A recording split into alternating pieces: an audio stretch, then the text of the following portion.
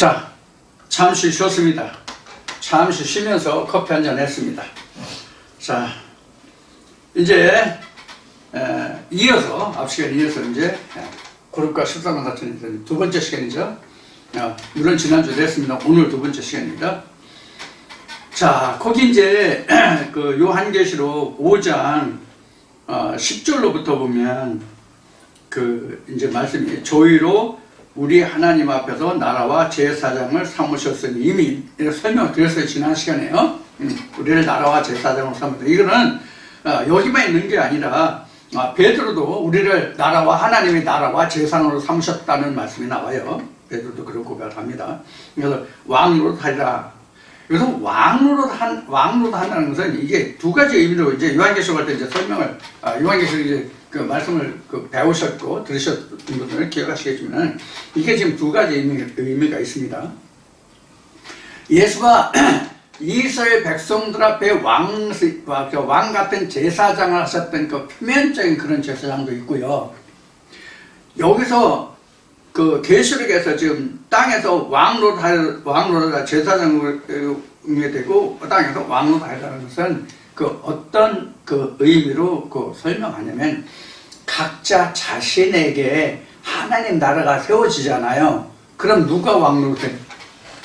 그 성전을 완전히 만들고 이끌어가는 케루브가 중심이 된 하나의 케루브가 전체는 케루빔스지만 케루빔스 중에서 하나님 모든 지식들 중에서 항상 그 말씀이 두루 도는 화영검과 그룹들이라고 했잖아요. 그래서 두루 돌기 때문에 한 말씀이 내가 시작한 날부터 끝날까지 한 말씀이 계속 왕 같은 제사장을 하는 게 아니고 성령의 검으로 노래를 하는 게 아니고 그 말씀이 돌고 돌아 항상 그 말씀이 돌고 돌아서 그 자리로 가거든요. 그래서 지난주에도 말씀드렸듯이 무슨 보석 같은 것이 이렇게 나오는데 그 보석도 항상 그 보석 색깔은 그것일지 모르지만 이스라엘의 12지파의 어느 색깔도 그 자리에 가면 그 보석으로 역할을 한다. 이렇게 말씀드렸어요. 그래서 그 12지파에 대한 보석에 대해서는 굳이 그렇게 그 어느 보석이 꼭 어느 자리에 픽스했다, 고정되어 있다, 못 박혀 있다 이렇게 생각하지 말라는 의미였어요. 여러분들 그걸 이해하시고 그다음에 12절에 보면 보고 들으며 보좌와 생물들과 장로들을 둘러선 많은 천사의 음성이 있으니 그 수가 만만이여 천천이라 큰 음성으로 가로되 이렇게 돼 있잖아요. 거기 보면은 뭐 네 생물도 나오고 보좌도 나오고 그렇잖아요. 이게 이제 보좌와 네 생물을 의미했지만 그 보좌와 24장로잖아요. 24장로가 앉는 그 자리를 보좌라고 그랬어요. 근데 성경에서 사실 보좌라고 하는 것은 하나님의 자리가 보좌예요. 하나님의 자리만 보좌라고. 그런데 이 24장로들이 앉을 자리를 만들어 놓았잖아. 성경에 기록된 대로 하면 그 24장로들이 근데 그 동서남북의 6날개씩 해서 사방하면 24가 돼요. 그리고 그 진리와 율법의 그 성전을 중심한 12지파와 법궤를 중심한 12명의 12 모세와 아론의 아들들이 있잖아요. 이것을 합하면 즉 율법까지를 합하면 또 24예요. 그래서 이게 보좌들이거든. 근데 이 보좌가 원래 지금 말씀드린 것 같이 하나님만이 앉으시는 자리를 보좌라고 그래. 그런데 이 장로들에게 줬잖아요.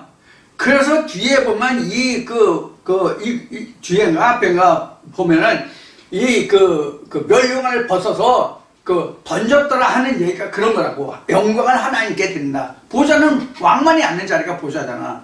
근데 24장로들이 앉았잖아. 근데 그 영광과 감사를 하나님의 것이기 때문에 하나님께 드린다로 해서 그 멸류관을 드렸다. 이게 뭐 사절은 말미에 나왔나? 그렇게 그랬죠. 예, 이제 그런 의미로 여러분들 생각하시면 됩니다.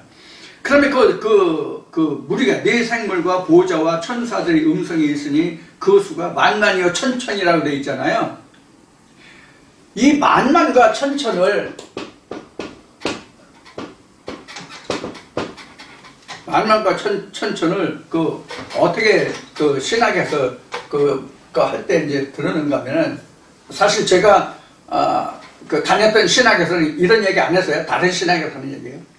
그 다른 교단에서 이런 얘기라도 이제 유튜브에 있는 것을 들어본 것을 바탕으로. 그때 당시는, 즉 요한계시록을 작성하던 이때 당시는 숫자의 개념이 오늘날과 같은 그런 숫자 개념이 아니었기 때문에 그 많은 수를 헤아릴 수 있는 그런 숫자 개념이 없었다 이거야. 그래서 천하면 이렇게 이게 천이잖아요. 그래서 많은 숫자를 내 천을 이게 곱하면 1억이 돼요. 이게 1억. 그래서 천이요 만만이요 이것이 어디에 맨 처음 나왔죠? 여기 계시록인데 여기 어디 나왔죠? 그 다윗과 사울이 싸운 전쟁의 전과를 생각하면 사울은 천뿐이 안 되는데 다윗은 만만이라 그랬어요. 이로 인해 가지고 다윗이 사울에게 어떤 영향을 미치게 됐어요? 사울이 틈만 있으면 다윗을 죽이려고.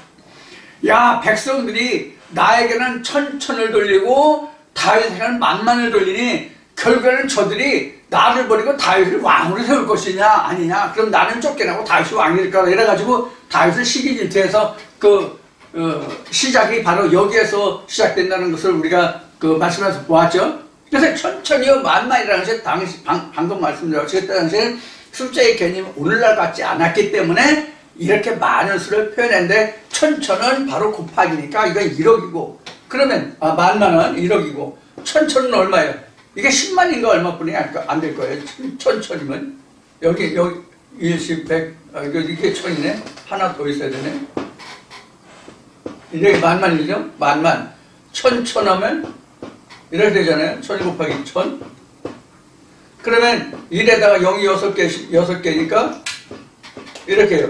이게 얼마예요? 100만이야. 그 수가 천천히 만만이요 천이라 큰 음성으로 가로되 이렇게 돼 있잖아요. 그러니까 수가 요것뿐이 아닌 1억이나 1000이나 100만이지 100만이나 요 정도뿐이 안 된다, 이렇게 얘기하는 그런 이제 설교를 들은 적이 있어요, 유튜브상에서.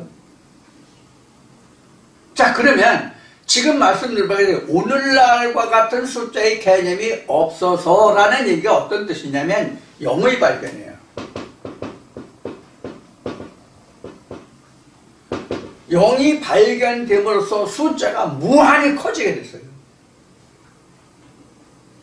그래서 수학에서 정의하기를 숫자는 1에서 9까지만이 숫자다 이렇게 얘기하는 거예요. 그래서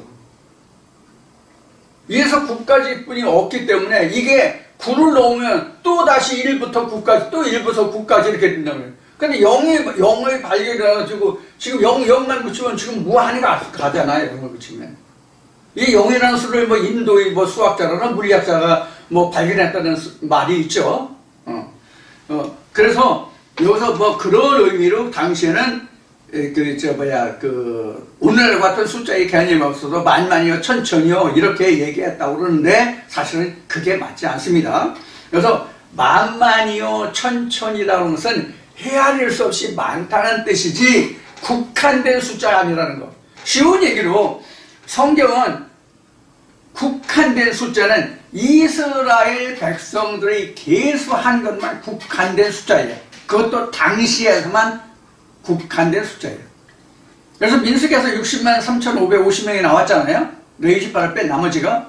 그때 당시에 20세 이상으로 60만 3,550명이라는 국한된 숫자가 되는 거예요. 즉 그거는 온전한 숫자의 크기예요.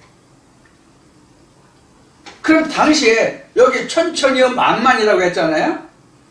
그럼 당시에 60만 3,550명은 숫자가 없는데 어떻게 기록했어? 응? 어떻게 그렇게 했겠냐고. 그래서 많은 신학자들이 성경에 기록된 내용을 말할 때에 자기가 말한 것이 성경 어디에 어떻게 기록되는지를 미처 생각하지 못하고 자기 말대로 자기 생각대로 하는 경우가 굉장히 많아요. 가장 대표적인 게 원죄와 심판이야. 우리 모든 죄를 예수가 2000년 전에 와서 모든 죄를 다 사해줬다면 그럼 언제 없어졌잖아. 그런데 왜 오늘날 원죄가 있다고 하느냐고. 자, 요한복음 3장에 갑시다. 믿는 사람에게 믿지 않은 사람에게 이미 다 심판과 구원이 이루어졌다고 단정적으로 기록을 하고 있잖아. 그런데 뭐 죽은 후에 백보자 앞에 가서 왜 심판받는다고 하냐고. 그러니까 자기가 한 말을 무슨 얘기를 하는지 알지 못하고 한다는 뜻이 바로 이런 거예요.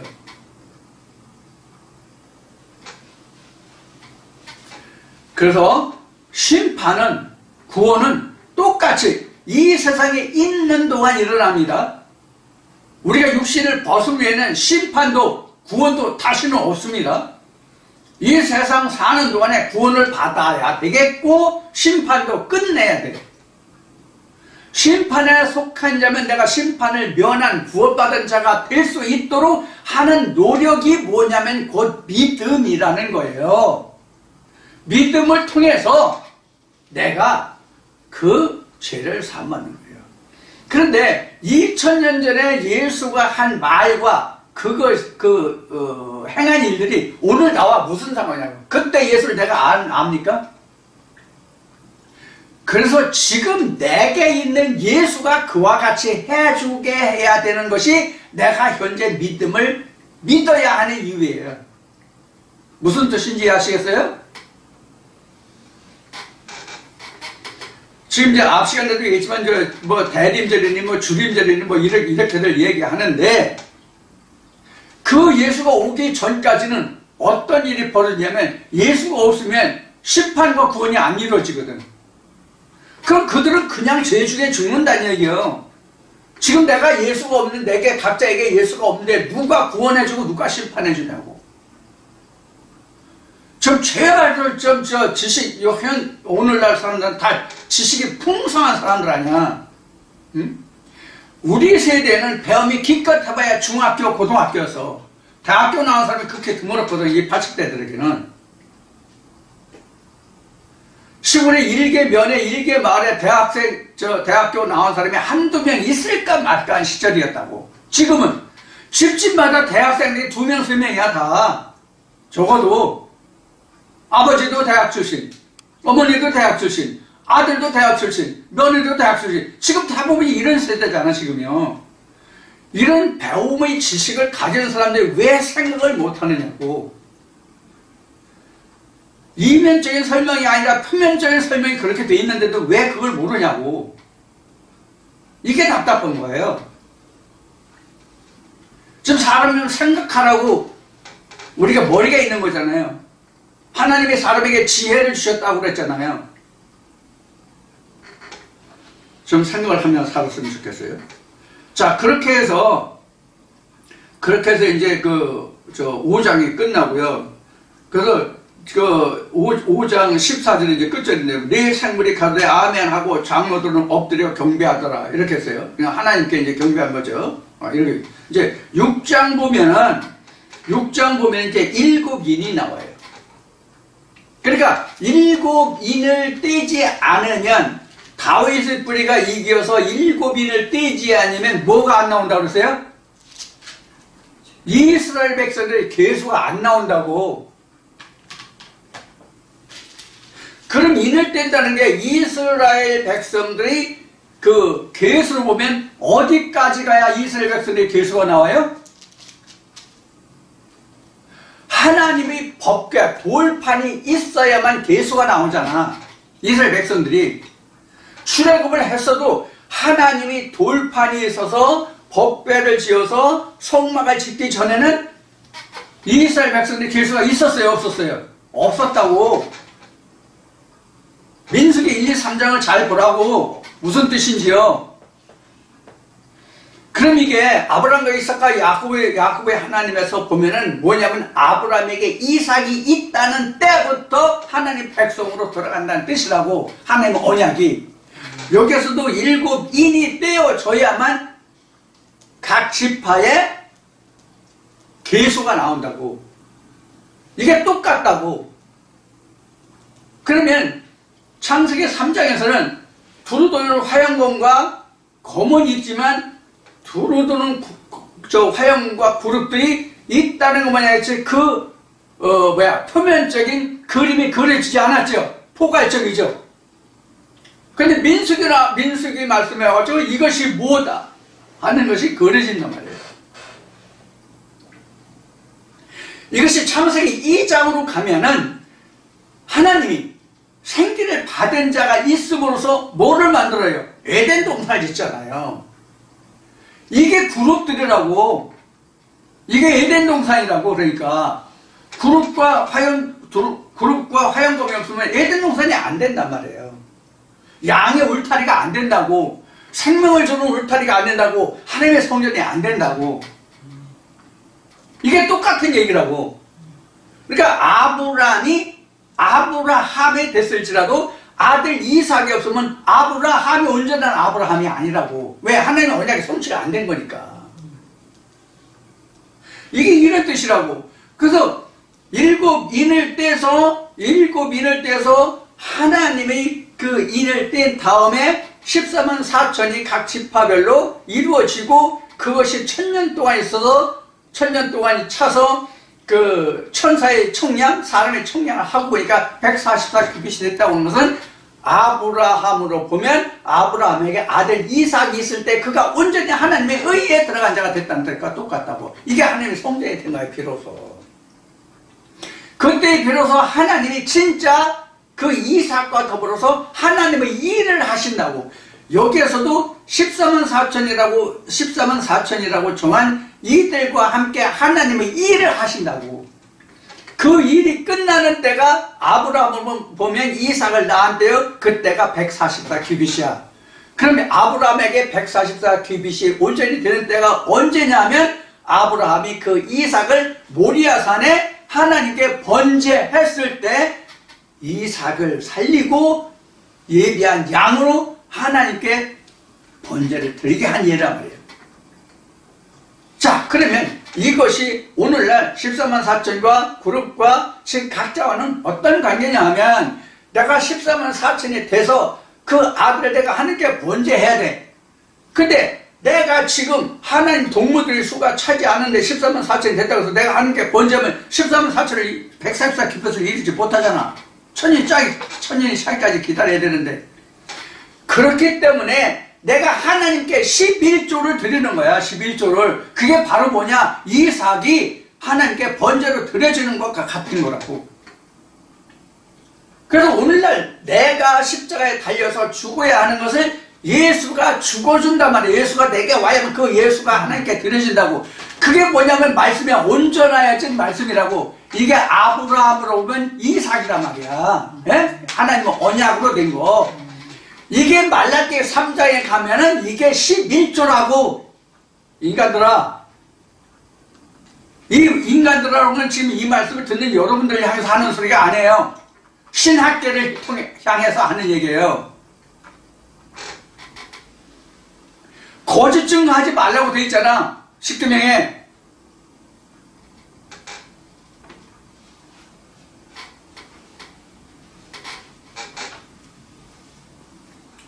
이제 지금 11조에는 복음을 증거하던 이제 다른 어느 정도 말씀이 끝나면 11조를 또 다른 분야로 말씀을 드릴 거예요.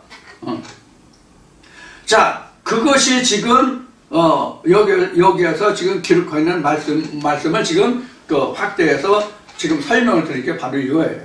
그러니까 어린 양이 하나님 앞에 제물로 되는 거야. 그게 아브라함 때는 이삭이 하나님께 드리라고 했던 하나님이 그것을 이삭을 대체해서 하나님이 예비하신 그 양으로 드렸잖아. 그래서 거기에서 나온 말이 뭐야? 여호와 이래 하나님이 준비하시리라 이렇게 된 거 아니에요. 우리가 하나님께 드리는 것이 하나님이 준비하시는 것으로 드리지 내가 세상에 와서 준비한 것으로 드리는 게 아니라 그건 소제물이라고. 그래서 말라께서는 도둑놈이라는 거야. 내가 그걸 도둑질했다고 도둑놈이라고 한 거야. 11조를 떼먹고 헌물만 받아 소재물만 받았잖아. 소재물.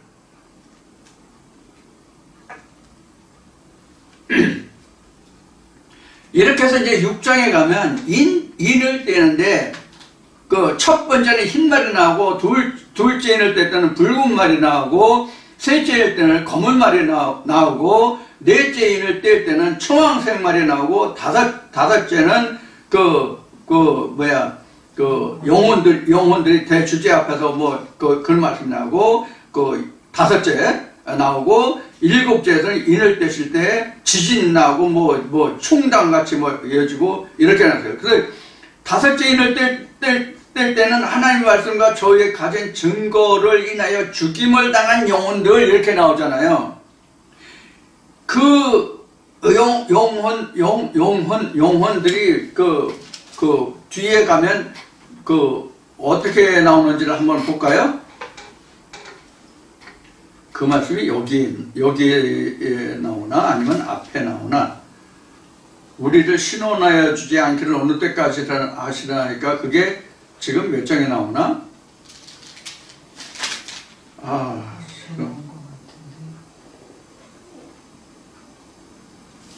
앞에 4장에 나오나? 4장에 나오나?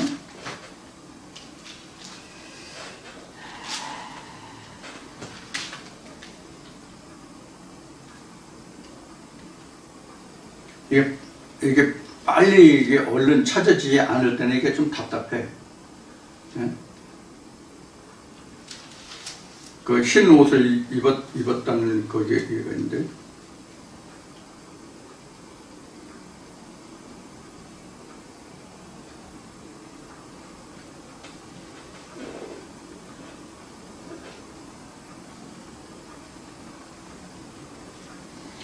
대략 이제 그 말씀이 어디 있냐면 이렇게 됐네요. 7장, 6장인가?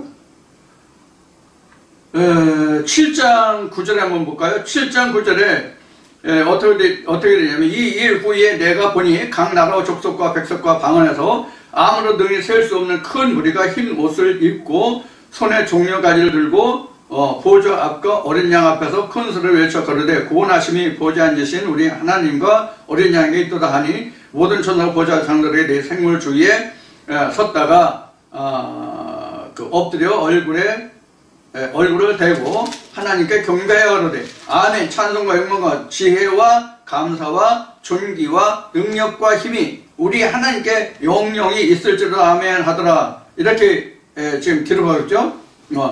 이런 부분이 이제 그런 의미인데 13절에 보면 장로들 중에 하나가 응답하여 내게 이르되 이 흰 옷 입은 자들이 누구며 또 어디서 왔느냐 이렇게 돼 있잖아요.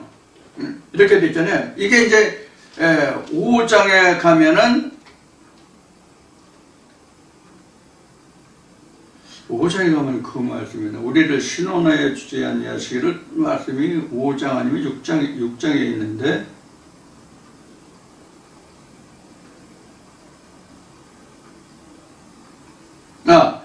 그 5장의 10절부터 봅시다. 5장 10절 보면 큰 소리로 불러 가로되 거룩하고 참되신 대주제여 땅에 거하는 자들을 심판하여 우리 피를 신원하여 주지 아니하시기를 어느 때까지 하려 하시나이까 하니 각각 저희에게 흰 두루마기를 주시며 가라사대 아직 잠시 동안 쉬되 저희 종들과 형제들도 자기처럼 죽임을 받아 큰 수가 차기까지 하라 하시더라. 이 큰 수가 뭐냐면 만만이여 천천이에요.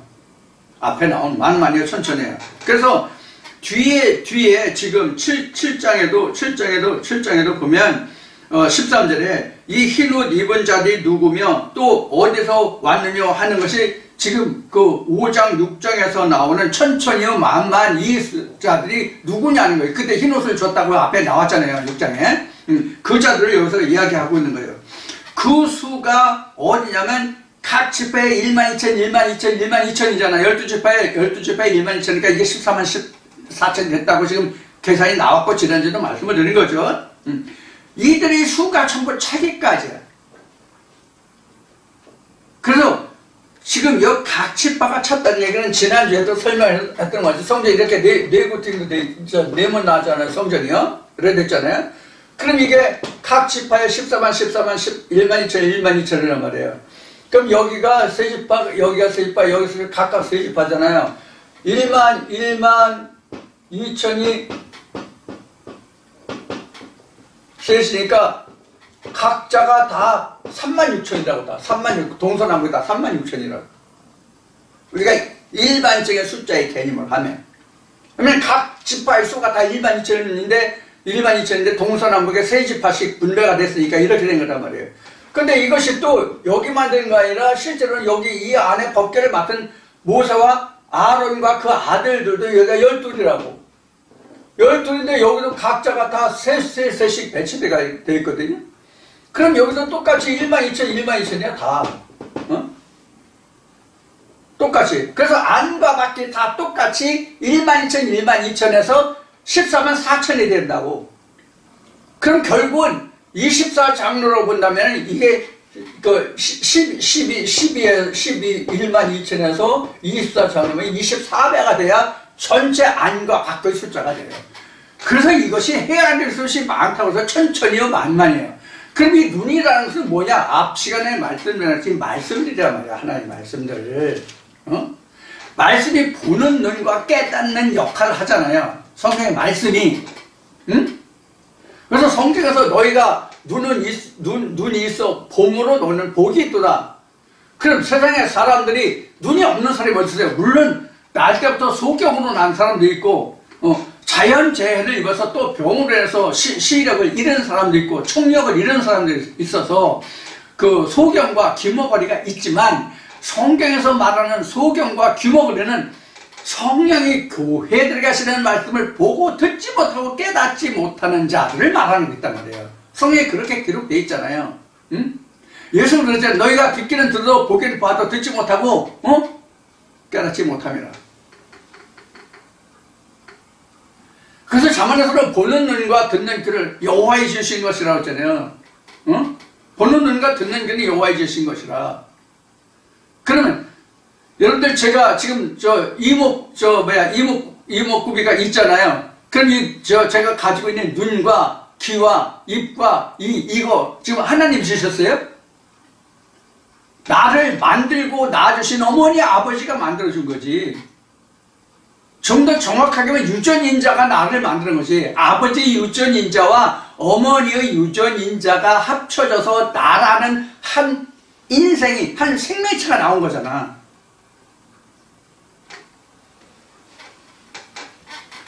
성경도 마찬가지지만 오늘날 내가 너희를 진리로 놔두다 이렇게 말씀하셨잖아. 그럼 진리로 우리는 만들어진 거거든. 이게 창세기 2장으로 가면 생기를 불어넣었다거든. 예수가 내가 너에게 생명을 주러 왔다. 내가 주는 피와 살을 마시면 영원히 살리라. 내가 하늘에서 내려온 생명이 되는 이 피와 살을 먹고 마시면 죽지 아니라 하는 말씀이 그것이거든. 응? 이런 사람들의 수가 14만 4천이라는 얘기예요. 실제 14만 4천이라는 뜻이 아니라고 몇 번을 말씀드렸어요. 이제 14만 4천 하면 그게 무슨 뜻인지 여러분들 머릿속에 염두에 확 들어봐야 됩니다. 내가 14만 4천이 돼야 된다라고, 내가 14만 4천에 대해서 하나님이 심판하시고 청량할 때 내가 144 규빗으로 남아야 된다는 것을 여러분들 이해하시란 말이에요.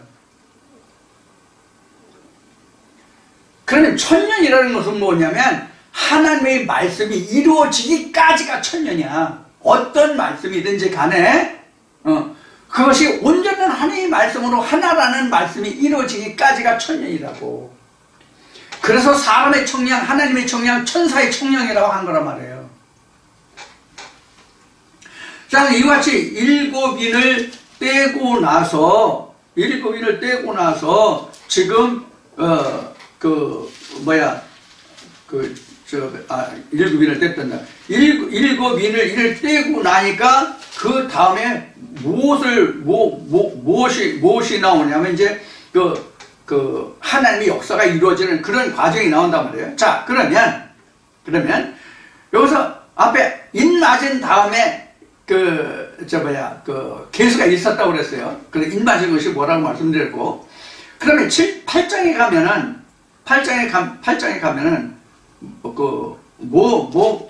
하나 더 설명을 드리고 갈까? 17장 17절 말씀 보면 7장 17절 가면, 이는 보호자 가운데 계신 어린 양이 저희의 목자가 되사 생명수 샘으로 인도하시고 하나님께서 저희 눈에서 모든 눈물을 씻어 주실 것임이라. 이렇게 되어 있죠. 자, 이제 여기까지가 7장인데 8장을 보면 인을 뗀다 그래서 앞에는 앞에도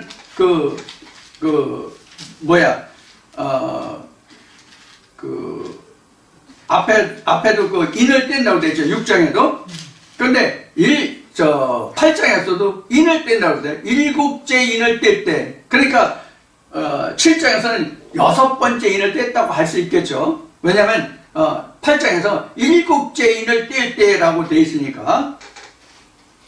자, 그럼 왜 지금 7자를 하냐면 계시록 6장 12절에 6째 인을 떼실 때까지가 6장 설명이에요. 네, 6장 설명. 그래서 8장에서는 7째 인이 시작된 거예요. 그러니까 계시록 7장은 6째 인까지 뗀 거예요. 자, 그래서 8장에 가면 7째 인을 뗄 때에 뭐가 나오냐면 앞에 잠깐 얘기했듯이 천사의 나팔 소리가 들려요. 여기서 나팔 소리가 들려요. 근데 이 나팔 소리가 들린다는 얘기는 뭐냐면 하나님의 음성이 들린다는 얘기예요. 앞에는 물소리 같기도 하고 무슨 소리가 같기도 하고 이렇게 나왔잖아요. 이 나팔이 왜 그러면 하나님의 음성이라고 우리가 그 설명을 할 수 있는가 하면은, 이스라엘 백성들이 그 출애굽할 때 하나님이 그 어떻게 인도하셨습니까? 불기둥과 구름기둥으로 인도하셨지만 그들에게 전쟁을 하라, 행군하라, 뭐 기상이다, 뭐 전쟁을 하라, 이런 것을 뭐로 했죠? 나팔로 했잖아요.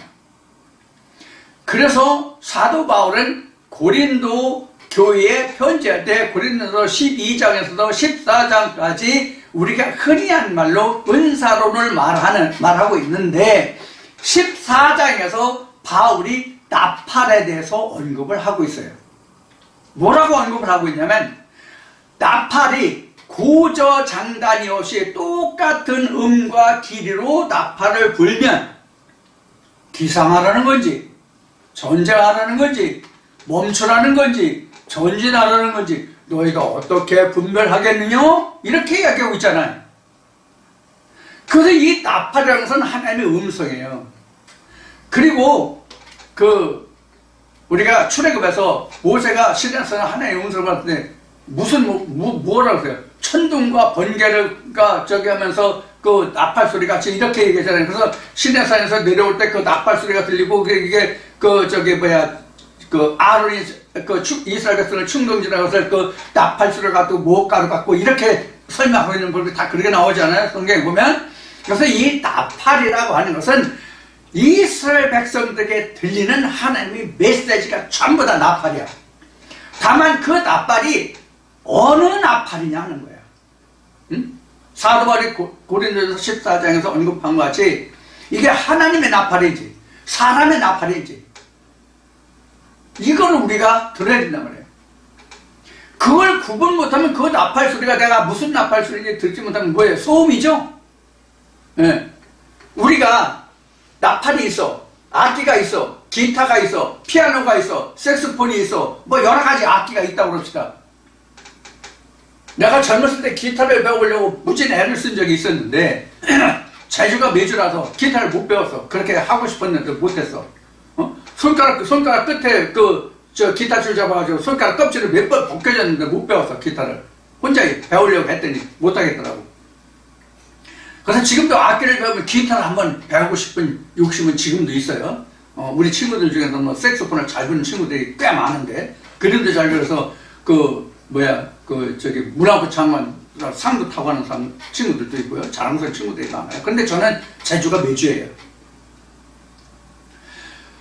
자, 이런데 우리가 지금 얘기한 것 같이 얘기하고자 하는 게 뭐냐면, 내가 기타를 칠 줄 몰라서 기타를 두들겨 봐야 그게 음률이 맞냐고.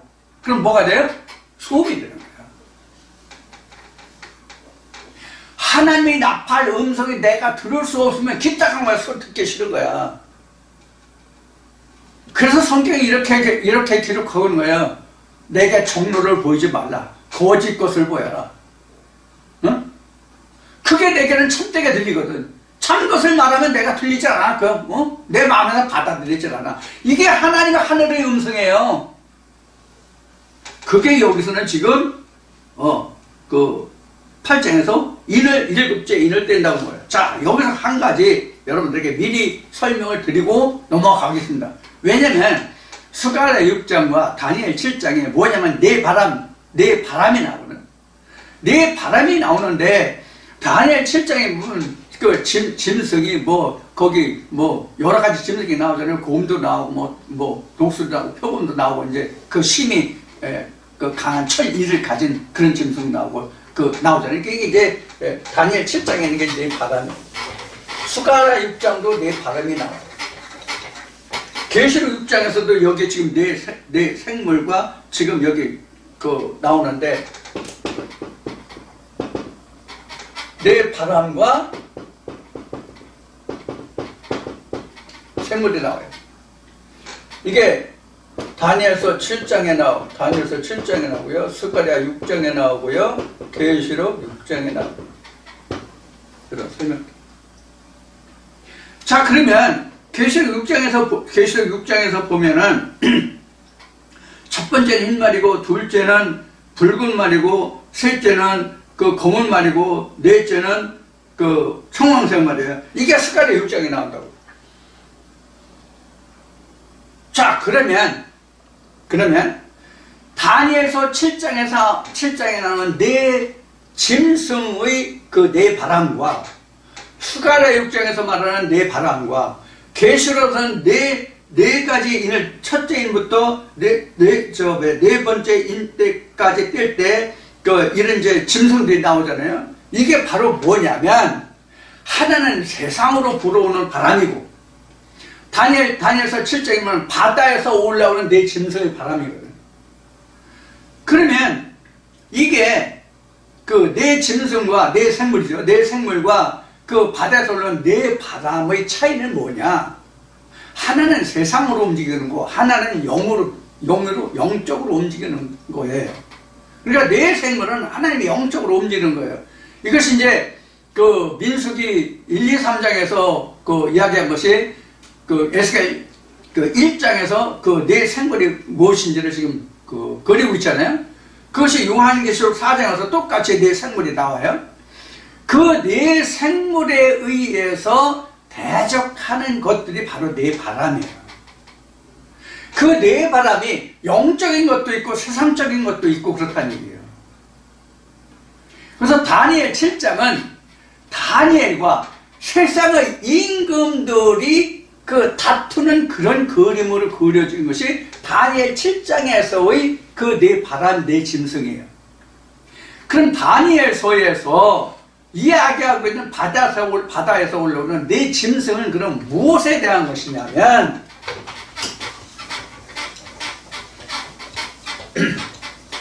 느부갓네살의 꿈을 꾸죠. 느부갓네살의 꿈을 꿔. 성경에서 진짜 꿈을 잘 꾸는 사람은 누구였어요? 요셉이었어요. 근데 어느 날 바벨론왕 느부갓네살도 꿈을 꿨어. 무슨 꿈을 꿨어요? 이상한 어떤 현상이 보였는데 이 꿈이 무엇인지를 몰라, 자기가. 그래서 바벨론 술사들을 다 불러가지고, 야, 나 꿈 꿨는데 내가 어떤 꿈 꿨게? 이렇게 얘기를 했어. 그래서 바벨론 술사들이 그걸 알았어요? 네, 주여, 그걸 내가 어찌합니까? 이렇게 했단 말이에요. 그래서 하다, 이제 느부갓네살이 번민하고 있을 때 누가 다니엘을 얘기했어요. 이스라엘 어떤 사람 중에 그 꿈을 잘 푸는 한 자가 있는데 그게 다니엘이야. 다니엘을 불러다가 내가 이런 그 어떤 꿈을 꿨는데 내가 어떤 꿈인지를 몰라. 이랬을 때 다니엘이 그 꿈이 뭐다는 걸 풀어줬죠. 거기에서부터 일어난 바벨론 왕 느부갓네살의 꿈이 세상에 나타난 그 현상이 바로 네 짐승의 현상이에요. 그게 바로 뭐냐면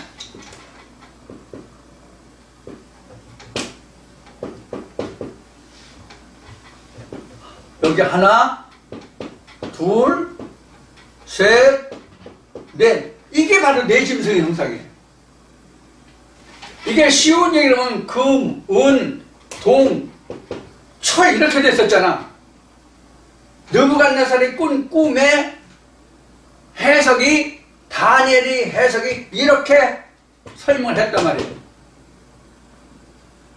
요거에 대해서 느부갓네살이 너 참 하나님의 지식을 가진다, 하나님의 지혜를 가진다. 좋아가지고 춤을 췄지. 그래가지고 만든 게 뭐야?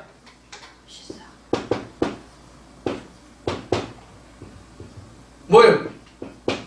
전체를 금으로 만들었죠? 전체를 금으로 만들었죠? 그래서 여기 금신상에 모두 절하게 했잖아. 왜 절하게 했어요? 다니엘을 죽이려고, 다니엘을 죽게 만들려고 그 음흉한 그 다른 대신들이, 다니엘을 뺀 남은 대신들이 느부갓네살 왕에게 뭐라고 아뢰냈어요?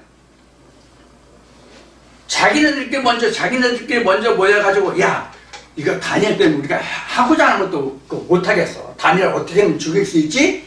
이렇게 해서 머리를 모아서 맞댄 것이 뭐냐면, 왕이요 만세수를 하옵소서 하고 느부갓네살에게 아뢰내서 주청하기를 뭐라고 했냐면, 이 금신상을 세우는 곳에 금신상에 날짜를 정해서 우리가 이렇게 경배하게 하자. 그럼 다니엘은 여기에 안 나올 것을 그때 이미 알았거든. 그럼 그때 왕의 명을 어기는 자는 그 불구덩이에 넣어서 그를 죽이려고. 그래서 왕의 인장만 도장을 찍은 변개치 못하는 이제 그런 식으로 주장을 해서 이것이 1, 2, 3, 4 이렇게 해가지고 여기랑 같이 이렇게 금은동철한 것 같이 이것으로 나타나는 것이 바로 금은동철이에요. 그래서 이게 바벨론이었잖아. 이게 머리는 머리 금은 왕을 의미합니다. 그 다음에 올 수당, 그 다음에 올 수당, 그 다음에 올 수당 이렇게 있잖아요.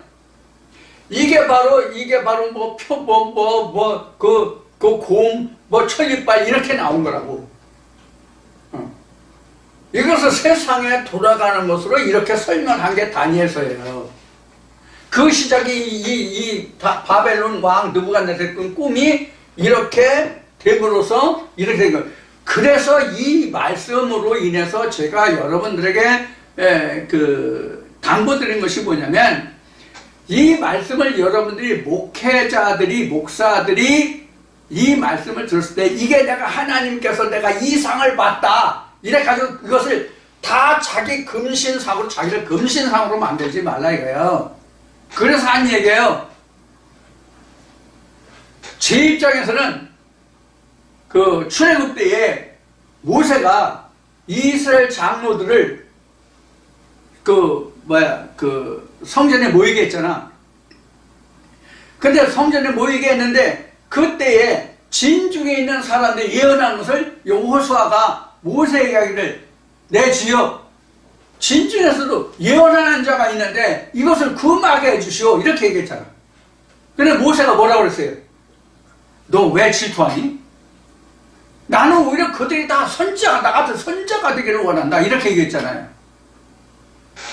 이것을 부탁드리고 싶은 거예요. 제가 부탁하는 말은 이거예요. 하나님은 하나님이고 나는 나야. 근데 자기가 다 하나님인 척 하지 말라는 얘기예요. 자기가 금이라고 하지 말라고. 금은 하나님만 금이지 내가 금이야? 하나님은 에덴 동산에서 에덴 동산에 4대 강이 있잖아. 4대강에서 한 강에서만 정금이 나오잖아. 이게 그거라고.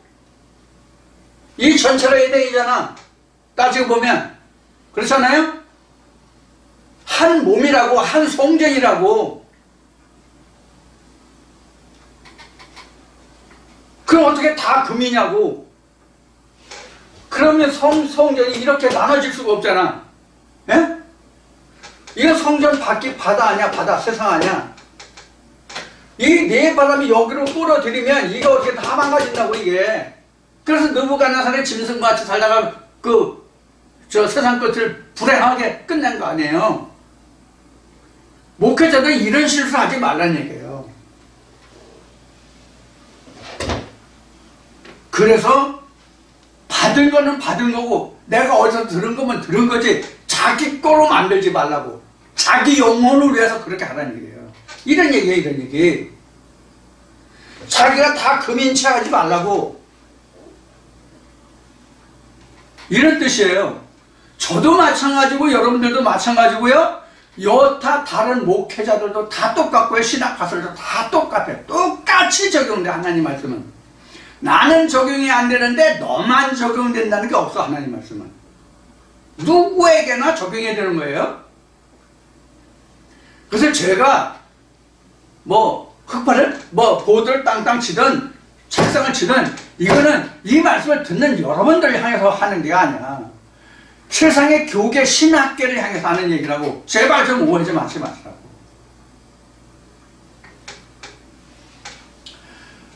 자, 그래서 거기 흰말, 붉은말, 검은말, 청황색말 나오는데 이게 스가랴 6장에서 나온 말씀하고 똑같아요. 그런데 우리가 이렇게 생각해 볼 수가 있다고. 세상 사람들에게는 이게 다니엘서 7장에 나오는 이 말씀이 내 바람일 수 있지만 진짜 믿는다고 하는 사람들에게는 가장 무서운 바람이 내 생물의 바람이에요.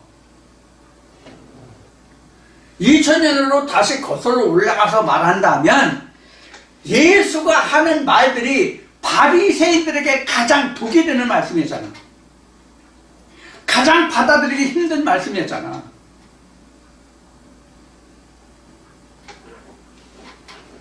복음서에 기록된 말씀하시, 야, 내가 하는 말이 이렇게 다 실표가 들어갔으니 내가 빌어먹자니 가서 땅을 파자니 이런 말씀이죠. 복음서에 보면 빌어먹자니 부끄럽고 땅을 파자니 힘들다고 그런 거란 말이에요. 이게 이 말씀이 하나님에서는 부끄럽고 땅을 파자니 힘든 게 없어요. 다 기쁘고 즐거운 마음으로 해야 돼. 그래서 이게 십자가라고 한 거예요. 십자가가 무수히 많게 적용이 되겠지만 일반 신학자들에게는 예수의 음성이 가장 듣기 싫거든. 왜? 자기 밥줄이 끊기잖아. 자기 밥줄이 끊기잖아요. 그러니까 보기 싫고 듣기 싫은 거예요. 너는 저 멀리 가라 이러는 거예요. 너 내 앞에서 멀리 떠나라. 왜 너 내 밥줄 끊어? 이래되는 거라고. 그것이 내 바람과 내 생물이 어떻게 적용되는가가 달라 그랬어요. 사실 성경은 내 바람과 내 생물을 따로 구분해 놨지만 내 생물이 내 바람이 될 수 있고 내 바람이 내 생물이 될 수 있는 거라고. 내가 어떻게 무엇을 찾아서 쫓아가느냐 총정하느냐에 따라서 그렇단 말이에요. 이것을 우리는 창념해야 된다고. 이런 것에. 그래서 저 6장에서 보면 그 6째 인까지 뜨는데 거기서 이제 나왔고 여섯째 인에서 이제 칠흑과 같이 지진이 나고 하늘의 별들이 무화과 나무가 대풍이 떨어지듯 하고 이렇게 이제 설명되고 있는 부분이 그런 말이고요. 이렇게 이제 인을 떼고 나니까 여섯째 천사까지 인을 떼고 나니까 그 7장에서 14만 4천이라는 무리가 생겼고 8장에 가면은 이제 일곱째 인을 떼는 거예요. 인을 떼는 건 마지막 인이죠. 일곱째 인을 뗄 때에 이런 일이 일어난다 하는 것이 지금 9장에 가 있습니다. 9장에. 그래서 8장에 가 있습니다. 그래서 8장에서부터 이제 일곱째 인을 뗄 때 첫째 인에서 거기서도 또 이제 그 여러 가지 설명이 나와요. 이런 것까지 다 설명을 계시록 다시 또 해야 돼.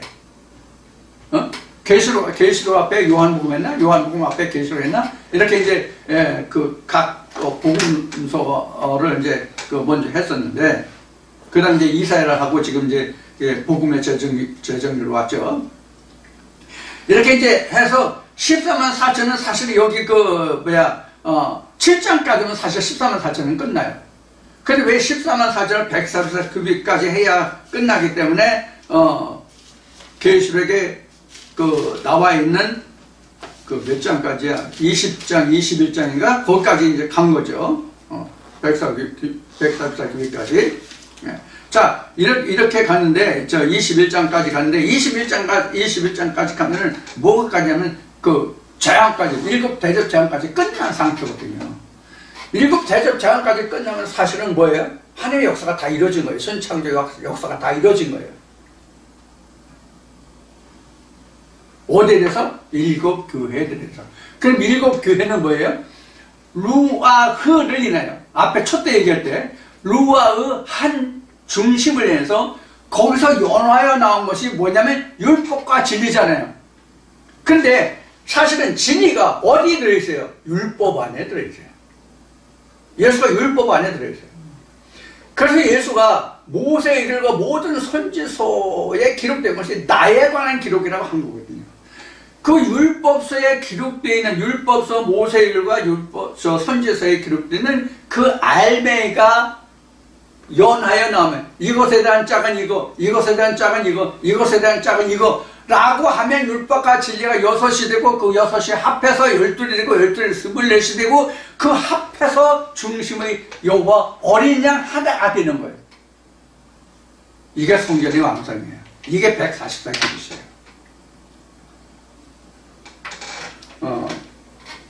이렇게 이제 144규빗가 14만 4천이라는 것이 이제 이렇게 단적으로 이제 설명이 돼요.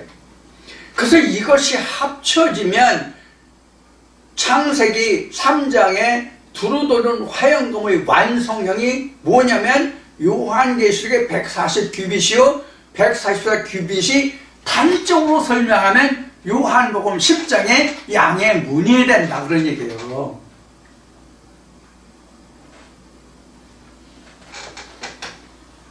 그래서 양무리가 양의 문을 통해서 드러나고 나갈 때만 하나님의 양식을 얻을 수 있어. 들어가는 것은 진리라고 하면 진리로 인해서 양문을 통과할 수 있잖아요. 나도 말면 정말 아버지께로 올 자가 없지 않습니까? 예수를 통해서 들어오는 거예요. 그 다음에 그 안에서 나왔다가 다시 들어가면 그게 진리가 되는 거예요. 이러한 논리로 이런 로직으로 설명하고 있는 것이 바로 그룹들과 화영검입니다. 그래서 내가 양의 문이 되면 양의 문이 됐다는 양이 내 안에 있기 때문에 양의 문이 있는 거잖아. 양이 없는데 양 우리가 뭐가 필요해? 쉬운 얘기로 하면 쉬운 얘기가 아니라 성경을 빌어서 예를 든다면 생기가 들어간 사람이 없는데 에덴 동산이 지어지냐고. 생기가 들어간 자가 없는데 에덴 동산이 지어졌어요? 생기가 들어간 사람을 인해서 에덴 동산이잖아. 그 에덴 동산의 표현이 뭐예요? 교회라 말이에요. 교회. 그 교회의 설명이 그룹과 화영검이라고. 그것을 보여주는 것이 민수기 1, 3장이고 그것의 설명이 에스겔 1장이고 에스겔 성전으로 나타났고 그것이 복음서에 와서는 이렇게 설명이 된 거고 다니엘서는 그것을 다니엘 7장을 통해서 설명을 받을 때 내 바람으로 받고 이렇게 설명됐다 하는 얘기예요. 통체적 얘기. 이렇게 하면 앞으로 그룹에 대해서 할 것이 많다라고 얘기했는데 사실상 그러면서 끝난 거야. 그룹에 대해서는 이제 더 이상 할 게 없어. 지금까지 여러분들에게 드린 말씀을 여러분들이 다시 펴고 전개도 해보고 이것을 좁혀도 보고 이런 과정을 통해서 성경 이 말씀 저 말씀을 해서 보면 이것이 뭐가 돼요? 여러분들은 이게 양의 문, 양의 울타리가 되고 양의 집이 되는 거예요. 하나님의 성전이 되는 거예요. 천지창조가 완료된 거예요. 144규빗이 된 거예요. 이 이상의 것을 여러분들이 만들고 허물고 다시 짓고 하는 것은 여러분들이 몫입니다. 앞에 말씀을 드렸듯이 이 말씀을 펼치고 전개도 해보고 그 다음에 이것을 다시 축약도 해보고 하는 것은 여러분들이 몫이에요. 여러분들이 만드는 그 양의 울타리와 양의 문은 여러분들 스스로 하나님 앞에 책임지는 성전이 되는 거예요. 하나님도 예수도 성령도 목사도 그 성전을 어떻게 해볼 도리가 없어요. 이것이 성경의 표현하면 심은 대로 거두리랍니다. 자기가 어떤 말씀을 어떻게 심느냐 하는 것에 따라서 자기가 어떤 결실을 열매를 맺느냐 하는 것이 결정이 됩니다. 이것은 목회자에게 달려있는 것도 아니고 하나님과 예수에게 달려있는 것도 아니고 자기가 어떻게 농사를 짓느냐 하는 겁니다. 그래서 마태복음 13장에 결된 말씀하지 여러분들이 좋은 씨를 심어서 좋은 열매를 맺을 수 있도록 항상 두릅하고 고름주고 그 다음에 밤에 몰래 와서 뿌리는 그런 씨가 없게 해야 됩니다. 그것이 바로 뭐냐면 사도 바울이 그것은 항상 너는 두릅하고 고름 주어라. 섰다 하면 넘어질까 조심하라. 됐다 하면 안 된다. 그런 얘기입니다. 오늘도 2시간 동안을 거쳐서 말씀드린 그릇들과 13만 4천 이것에 대해서 여러분들이 말씀을 잘 정리정돈하시기 바라고 오늘도 듣는 귀와 그 다음에 보는 눈이 여호와의 지으신 눈과 귀로서 하나님의 지혜와 지식이 풍성하게 하시고 여러분들의 하나님의 말씀을 들어서 하나님을 청정하고 하나님의 성전으로 지어지고 양의 문과 울타리로 온전히 지어지는 그런 하나님의 은혜의 말씀이 되기를 축원드리고 오늘 여기서 모든 말씀 마치겠습니다. 다음 주에 다시 뵙겠습니다. 감사합니다.